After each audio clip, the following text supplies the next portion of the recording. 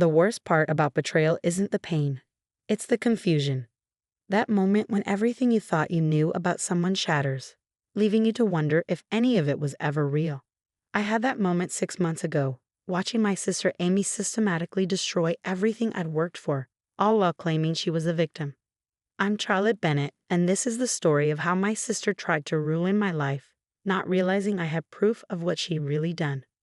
Growing up, Amy and I were the closest of sisters despite being complete opposites. I was the quiet one, spending hours with my nose in books, dreaming of becoming an architect. Amy was the social butterfly, captain of the cheerleading squad, always the center of attention. We balanced each other out, my calm to her chaos, her spontaneity to my planning. "You're so lucky to have each other," people would say. Sisters who are best friends. And we were best friends through high school, through college, through the early years of our careers. At least that's what I thought. The problem started 3 years ago when we both ended up at Matthews and Stone, one of the top architectural firms in Boston. I was hired as a junior architect, having spent years building my portfolio and reputation. Amy joined the marketing department, handling client relations and social media. At first, it was great having my sister at the same company. We'd meet for lunch, swap office gossip, support each other through tough projects. Then I met James. James Harrison was the firm's rising star, a brilliant architect with a vision for sustainable urban development that aligned perfectly with mine. We started collaborating on projects, our professional chemistry obvious to everyone. The personal chemistry developed more slowly, built on late nights reviewing plans and shared passion for transforming cities. "He's totally into you," Amy would tease during our lunch breaks. "You should go for it." So I did. James and I started dating, keeping it professional at work, but growing closer outside the office. After a year, he proposed. Amy was the first person I told, squealing with excitement as I showed her the ring. "I'm so happy for you." She hugged me tight. "You deserve this, Char. All of it." Looking back, I should have noticed how her smile didn't quite reach her eyes. The engagement coincided with a major opportunity at work. Matthews and Stone was competing to design Boston's new Civic Center, a prestigious project that would put the winning team on the map. James and I were chosen to lead the bid, our complementary styles and shared vision making us the natural choice. That's when things started going wrong. First, our preliminary designs disappeared from the secure server. It eventually recovered them, but we lost 3 crucial days of work. Then key client meetings got mysteriously rescheduled without our knowledge. Emails went missing, presentations got corrupted, deadlines got confused. Mercury must be in retrograde or something, Amy said when I complained about our string of bad luck. But don't worry, I'm sure you'll pull it together. The final presentation was a disaster. Somehow, our carefully prepared materials were replaced with an earlier unfinished version. We looked unprofessional, unprepared. The Civic Center project went to another firm. James was devastated. I was furious. The partners were disappointed. And Amy was sympathetic, but there was something off about her response. "Maybe it's for the best," she said over drinks that night. "You've been so stressed about the wedding planning anyway. Now you can focus on that." The wedding. I'd almost forgotten how many strange things had been happening with that too. Vendors claiming they'd received cancellation emails from me. Deposits going missing. Last-minute problems with everything from the flower arrangements to the caterer's menu. "Wedding planning is always chaotic," my mother said when I mentioned the issues. "Thank goodness Amy's helping you sort everything out." Yes, Amy had inserted herself into every aspect of the wedding planning, offering to handle communications with vendors, saying she wanted to take stress off my plate. I'd been grateful at the time, too busy with work to question it. Then came the incident that changed everything. I was working late one night, trying to rebuild our reputation after the Civic Center disaster. The office was empty except for the cleaning staff. And unexpectedly, I found her in my office, at my computer. "Oh," she jumped when I walked in. I was just looking for that vendor spreadsheet. For the wedding. Something about her reaction felt wrong. The vendor information was in our shared Google Doc. She had no reason to be on my work computer. But before I could question it, she rushed out, saying she was late for drinks with friends. The next morning, James was called into a partner meeting. Someone had reported us for ethical violations. claiming we'd stolen design elements from competitors for the Civic Center bid. They had screenshots of emails, documents that seemed to prove it. We were suspended pending investigation. I can't believe you'd do this to me, James said later, his voice cold. Those emails came from your account, Charlotte, your computer. I didn't. You know I wouldn't. But the evidence looked damning. And in the middle of it all, Amy played the supportive sister perfectly, defending me to anyone who would listen, all while subtly spreading doubt. I just don't understand it, she'd say to colleagues. Charlotte's always been so honest. The pressure must have gotten to her. The investigation dragged on. James and I were cleared of the most serious charges. The partners accepted that the emails could have been planted. But our reputations were damaged. The trust was broken. I need time to think, James said, removing his engagement ring. About everything.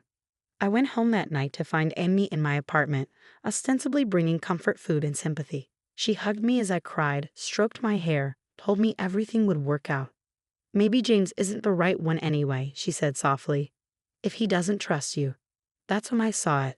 A flash of satisfaction in her eyes, quickly hidden behind sisterly concern. In that moment, all the strange incidents of the past months suddenly connected like dots in a sinister drawing. The missing designs, the corrupted presentations, the vendor problems, the planted emails. It couldn't be, could it? But I had to be sure.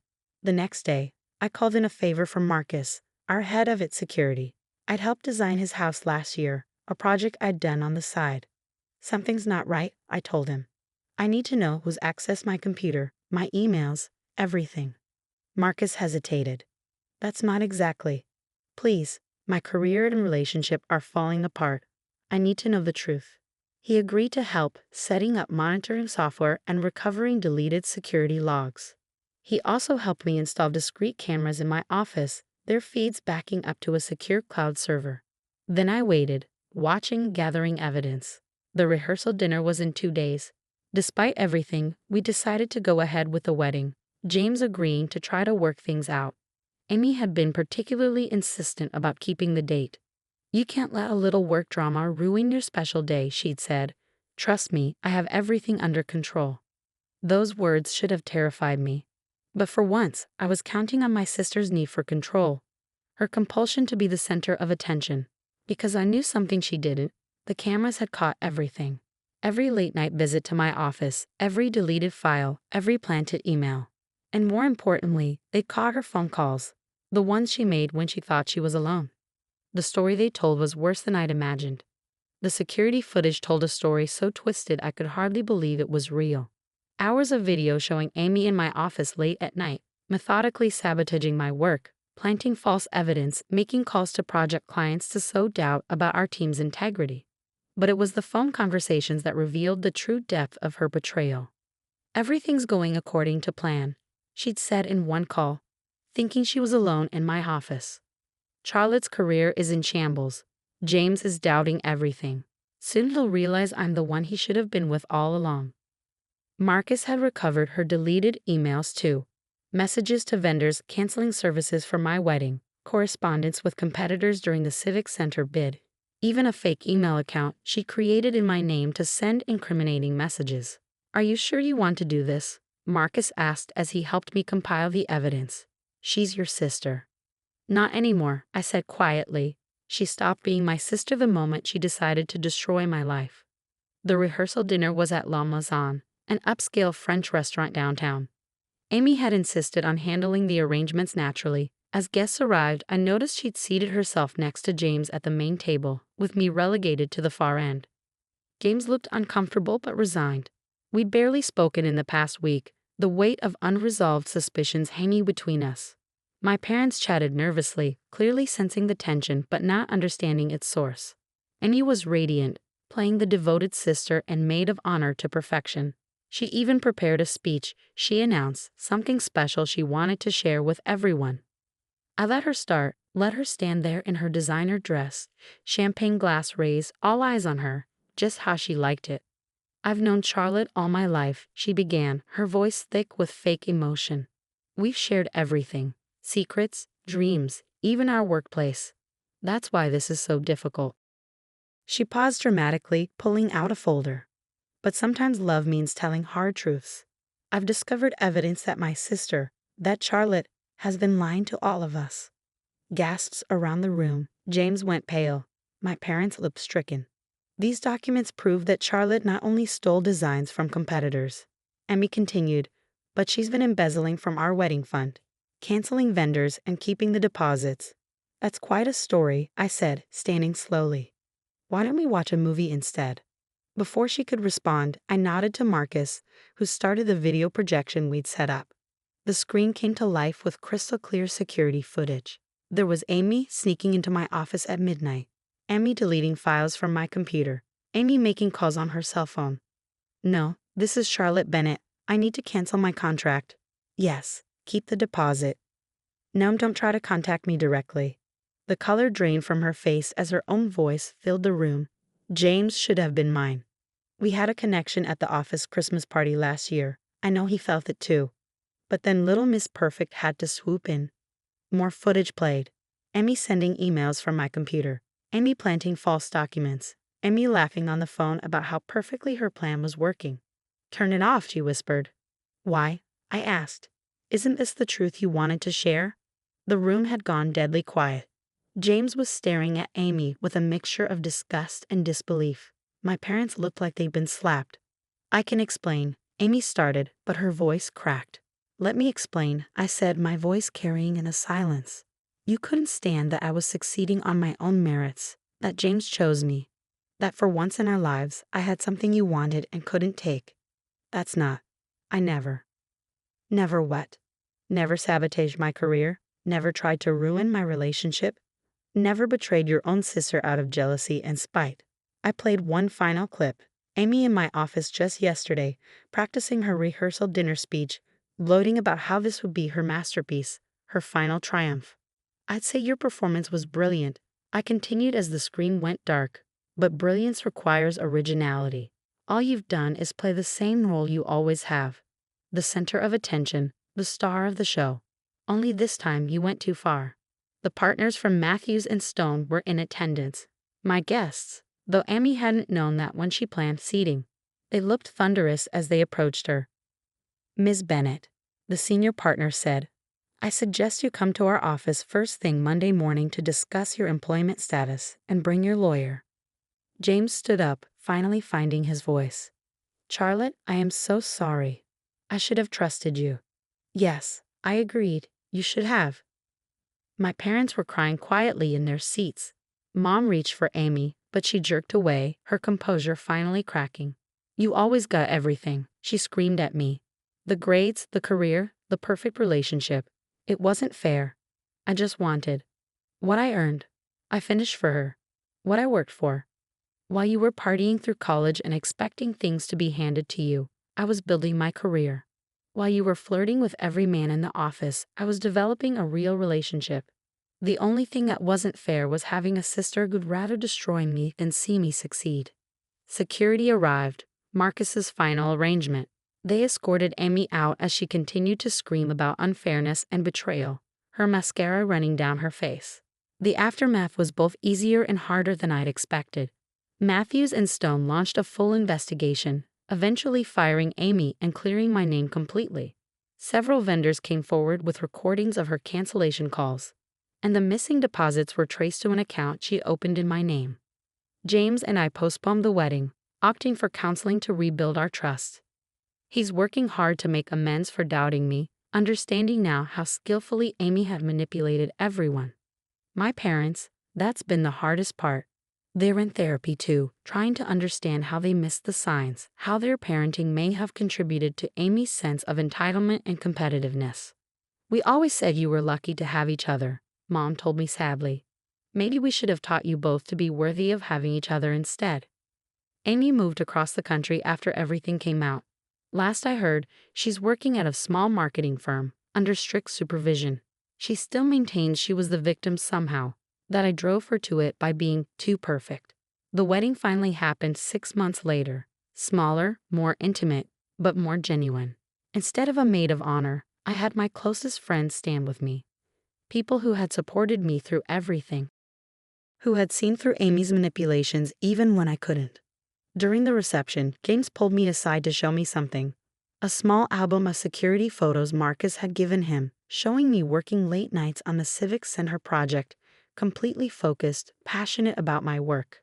"This is why I fell in love with you," he said. "Not because of grand gestures or dramatic scenes, but because of your quiet dedication, your genuine passion for what you do." We're back at Matthews and Stone, our reputations not just restored but enhanced by how we handled the crisis. The partners have put us in charge of a new sustainable housing project, bigger than the Civic Center would have been. Yesterday, I found an old photo of Amy and me as kids, grinning at the camera with ice cream on our faces. Sometimes I miss that sister, the one who shared secrets and dreams before jealousy poisoned everything. But then I remember that person never really existed. She was just another role Amy was playing, waiting for her chance to steal the spotlight.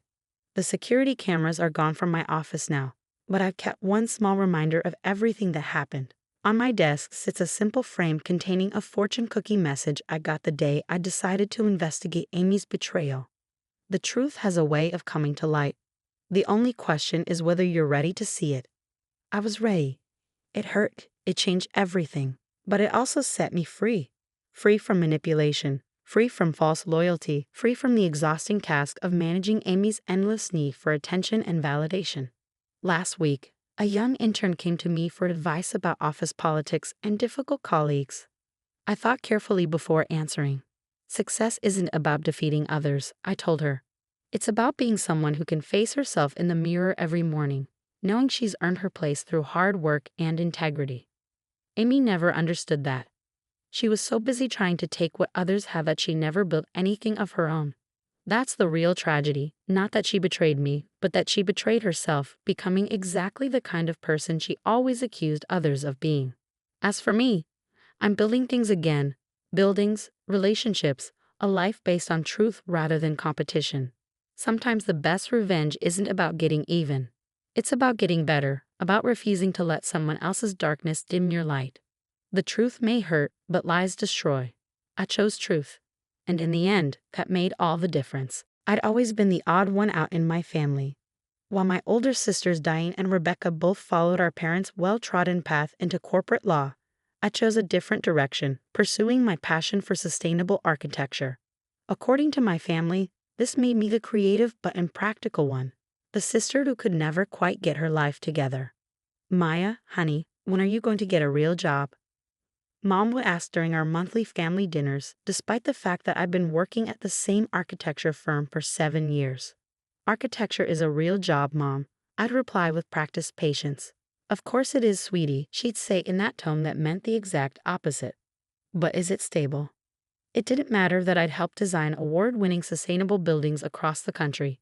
It didn't matter that I lived comfortably within my means in a modest but beautifully renovated apartment, because I didn't match their definition of success. Corner office, 6-figure salary, luxury car. They viewed my life choices with a mixture of confusion and pity. My sisters were particularly vocal about my supposed financial instability. Diane, the eldest at 37, never missed an opportunity to remind everyone about her latest bonus or vacation home purchase. Rebecca, 35, was more subtle but equally condescending, offering to help me with my budget whenever I mentioned any purchase larger than a coffee. I learned to brush off their comments over the years, focusing instead on building a life that made me happy rather than one that impressed them. But what happened last spring still makes my blood boil when I think about it. It started with a family dinner in March. Diane had just received a promotion and was in rare form, dominating the conversation with tales of her corporate heroics.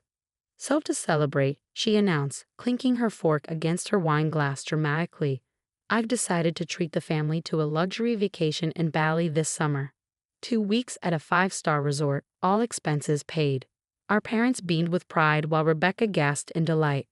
"That's incredibly generous, Diane."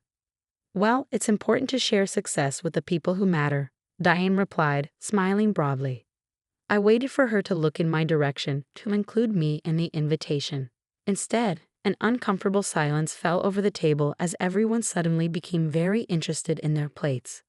"Maya," Diane finally said, her voice taking on a delicate tone that immediately put me on edge, "we were thinking this trip might be a bit much for your situation."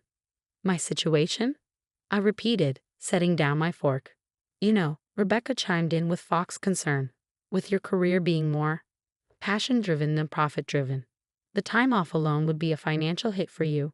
Not to mention the spending money you'd need, Diane added. We're planning some exclusive excursions that are quite costly. I felt heat rising to my face as I realized what was happening. Are you saying I'm not invited to the family vacation because you think I can't afford it? No, no, Mom interjected quickly. They're just concerned about putting you in an awkward position. We know how independent you are, Dad added, clearly uncomfortable. You wouldn't want us paying your way. Even though we absolutely would, Diane said with artificial sweetness that made my teeth hurt. But we know your pride wouldn't allow it. The assumption was so wildly off base that I almost laughed. While I lived more modestly than my sisters by choice, I was far from struggling financially. In fact, thanks to some smart investments and my habit of saving rather than showing off, I was in an excellent financial position. But before I could correct their misperception, Rebecca spoke up again. Actually, Maya, there is something you could help us with while we're away. I should have seen it coming. Both our regular nannies are unavailable those weeks, she continued, and we were hoping you might watch the kids. They love their Auntie Maya, and we pay you, of course. 5 children, 2 weeks, while they sipped cocktails on a Balinese beach. Let me get this straight, I said slowly. I'm not invited on the family vacation because you think I can't afford it, but you want me to babysit your children for 2 weeks while you're all gone. When you put it that way, it sounds terrible, Diane laughed, waving her hand dismissively. Think of it as house sitting with benefits. You get to stay in our homes, use our pools. We'd stock the fridges, Rebecca added helpfully. I looked around the table, waiting for someone, anyone, to acknowledge the absurdity of the situation. Instead, they were all nodding as if this was a perfectly reasonable arrangement. I'll have to check my schedule, I managed to say, which they immediately interpreted as agreement. The conversation moved on, but I remained silent for the rest of the meal, a plan already forming in my mind.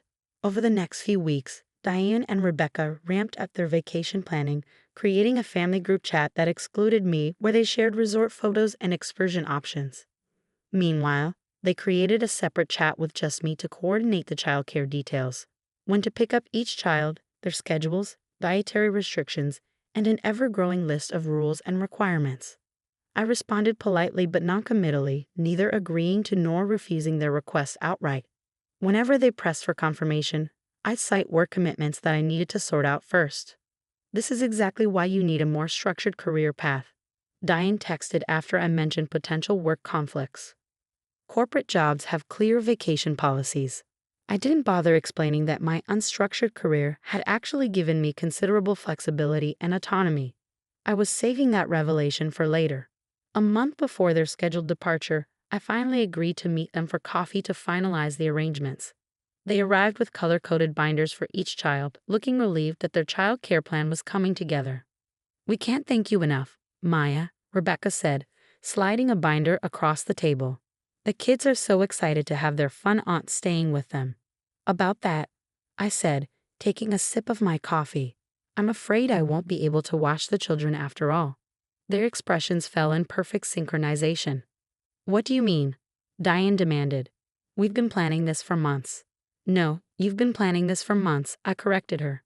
I never actually agreed to it. I said I needed to check my schedule, and I have.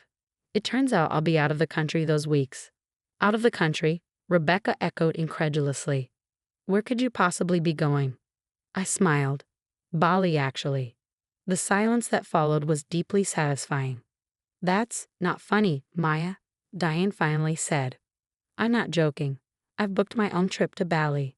Different resort, different dates. I'm leaving a week before you and staying a week longer, actually. But how can you afford? Rebecca caught herself, but not quickly enough. Afford it. I finished for her. Quite easily, as it happens. Contrary to what you all seem to believe, I'm not struggling financially. I may not flaunt my money like you do, but that doesn't mean I don't have any. Their disbelief would have been comical if it wasn't so insulting. You should call a professional childcare service, I suggested, gathering my bag. They'll need some advance notice. I left them sitting there, mouth still slightly agape, feeling lighter than I had in years. The next few weeks brought a barrage of texts and calls. First from my sisters, then from my parents when their appeals failed to move me. The messaging evolved from indignation to guilt-tripping to, finally, grudging offers to include me in their trip after all. "We never meant to exclude you," Diane claimed in a particularly revisionist voicemail. There must have been a misunderstanding. I didn't bother responding. Instead, I focused on my own travel preparations and a special project I'd been working on in my spare time. As the departure date approached, my mother called with one last attempt at reconciliation. "Your sisters feel terrible about the misunderstanding, Maya. They want to make it right. Won't you at least come to the airport to see everyone off? The children would love to say goodbye to their aunt." I considered refusing, but the opportunity was too perfect to pass up. "Sure, Mom. I'd be happy to." The morning of their departure, I arrived at the international terminal dressed casually but tastefully, a simple envelope in my hand.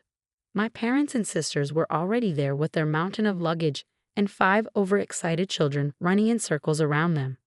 Auntie Maya, my nieces and nephews cried in unison when they spotted me, rushing over for hugs. "We're going on an airplane to see monkeys," my youngest nephew informed me solemnly. "That sounds amazing, buddy," I said, giving him an extra squeeze. My sisters approached more cautiously, their expressions a mixture of discomfort and forced cordiality. "Thanks for coming to see us off," Diane said stiffly. "The kids are thrilled." I nodded, then held out the envelope. "I brought something for you, a parting gift." Rebecca took it, eyeing me suspiciously. "What is this?" "Open it." Inside was a detailed financial portfolio statement with my name at the top. I'd redacted some personal information but left the totals clearly visible: my investment accounts, retirement funds, property equity, and liquid assets. The bottom line was highlighted in yellow, a number that made both my sisters' eyes widen. "Is this real?" Diane asked, her voice barely above a whisper. "Completely. I've been investing since I was 22, living below my means, making smart choices with my money instead of showing it off." I took the paper back and returned it to the envelope. "I could buy that resort you're staying at if I wanted to. But unlike some people, I don't measure my worth or others by their bank accounts." The airport announcement system called their flight for boarding, but neither of my sisters moved, still processing what they'd just seen. "Maya, we had no idea," Rebecca began. "That was the point."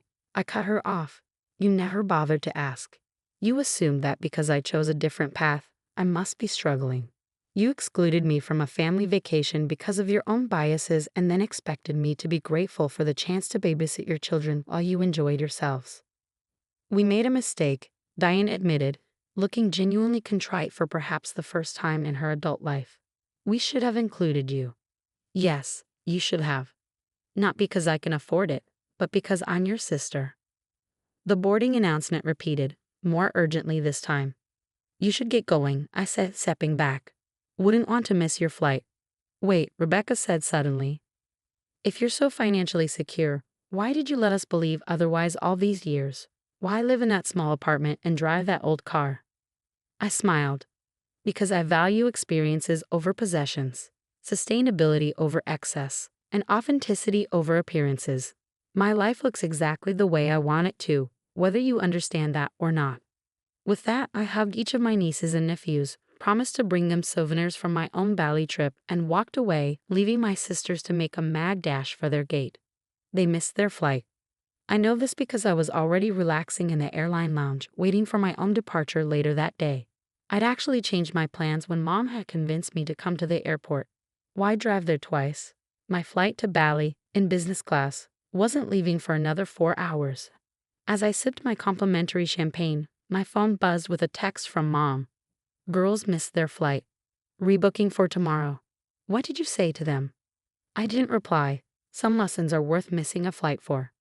My time in Bali was transformative, not because of the luxury resort or the infinity pool, though those were nice, but because for the first time in my adult life, I felt completely free of my family's expectations and judgments. I hiked through rice terraces, learned traditional cooking techniques from local chefs, participated in a community-led reforestation project, and sketched designs for my own sustainable tiny house that I'd been dreaming about building. I returned home renewed and more certain than ever about my chosen path. 2 days after I got back, there was a knock at my apartment door.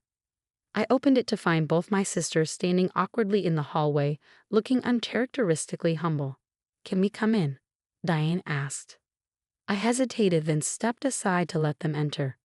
They looked around my modest apartment with new eyes, not with pity or condescension, but with curiosity and perhaps a touch of envy at the evident thought and care in every detail, from the living wall of plants to the custom-built furniture I designed myself. "Your place is actually really beautiful," Rebecca admitted, running her hand along the reclaimed wood counter I'd installed. "Thank you." An uncomfortable silence fell until Diane finally spoke. "We owe you an apology, a big one." "Yes, you do," I agreed, not making it easier for them. "We were wrong to exclude you from the trip based on assumptions about your finances," Rebecca said, "and even more wrong to then expect you to watch our children." "It was entitled and thoughtless," Diane added, "and when we saw your portfolio," she shook her head, "it was a wake-up call about how little we actually knew about your life." I studied their faces, looking for the sincerity I'd rarely seen from them before. Surprisingly, it seemed genuine. Bali was enlightening, Rebecca continued. "Being there, seeing a different culture, it made me realize how caught up we've been in a very narrow definition of success. Our kids wouldn't stop talking about how cool Auntie Maya's job is, designing buildings that help the environment," Diane said with a hint of a smile. "Jackson told his entire kids club that his aunt is saving the planet while we just push papers around." I couldn't help but laugh at that. Kids have a way of cutting to the truth. "We'd like to start over," Rebecca said hesitantly. "Get to know the sister we apparently never bothered to understand." "Maybe you could show us what you actually do," Diane suggested. "Your current projects. We've never really asked, and that's on us." I considered their offer. Years of dismissal and judgment couldn't be erased with one apology. But people can change when their perspectives are forcibly shifted. And while I have found peace in my independence, there was a part of me that had always wished for a genuine connection with my sisters. "I'm working on designs for a community of affordable, sustainable homes," I said finally. "I could show you the site next weekend, if you're free." The relief on their faces was palpable. "We'll be there," they promised in unison. As they prepared to leave, Diane paused at the door. "One more thing. Dad's 70th birthday is coming up next month. We were thinking of a family trip to the California wine country, a real family trip this time. Would you help us plan it? You've always had better taste than we have." I smiled, nodding. "I'd like that." After they left, I sat in my living room surrounded by the life I'd built for myself. Modest by their standards, perhaps, but intentional and fulfilling in ways they were only beginning to understand. The path to rebuilding our relationship would be long, but for the first time, it seemed possible. Sometimes the most effective revenge isn't about getting even, but about finally being seen for who you truly are. 2 weeks later, I met my sisters at the construction site for my sustainable housing project. They showed up wearing impractical shoes and looking out of place among the dirt and building materials. But they were there, asking questions, listening intently as I explained the solar systems and water reclamation designs. "This is actually incredible, Maya," Diane said, genuine admiration in her voice as she studied the plans. "You're building homes people can actually afford that don't destroy the planet." "Meanwhile, we're helping billionaires become trillionaires," Rebecca added with a self-deprecating laugh. As we walked back to our cars, Rebecca linked her arm through mine, a small gesture that would have seemed impossible months ago. "You know what Jackson asked me yesterday?" Diane said, brushing dust from her sleeve. "He wanted to know if it was too late for Mommy to become an architect like Auntie Maya." I raised an eyebrow. "And what did you tell him?" She smiled. "I told him it's never too late to follow a better path." Nothing had changed overnight. My sisters still lived in their mansions and worked their high-powered jobs. I still preferred my sustainable apartment and meaningful career. But something fundamental had shifted in how we saw each other, not as competitors on the same narrow track, but as women who had chosen different paths worth respecting. And really, that acknowledgement was worth more than any luxury vacation could ever be.